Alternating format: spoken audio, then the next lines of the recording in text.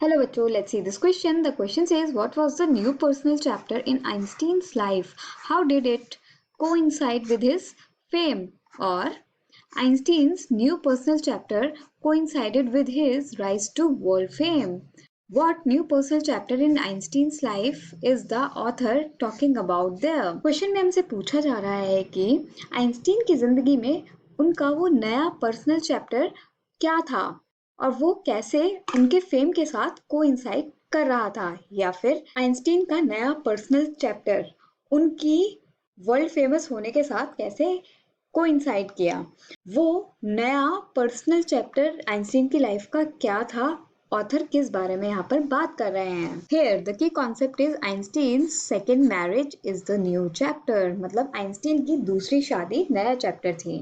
The new personal chapter in Einstein's life was his marriage to his cousin Elsa in the year 1919, immediately after his divorce from Mileva. This chapter coincide with his rise to world fame when his paper on general theory of relativity published in 1915. तो बच्चों, Einstein की जिंदगी में अब एक नया chapter आ चुका था, वो था उनकी मैरिज। जस्ट मिलेवा को डाइवोर्स देने के बाद उन्होंने एल्सा से शादी कर ली 1919 में, जो कि उनकी कजन थी।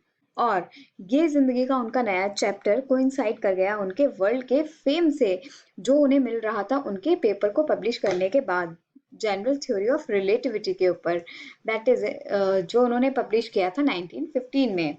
सो our final answer to this question is, यहाँ पर आइंस्टीन की लाइफ का नया पर्सनल चैप्टर था उनकी शादी उनकी कजन के साथ, एल्सा के साथ 1919 में, जब उन्होंने मिलेवा को डाइवोर्स दिया था उसके बाद।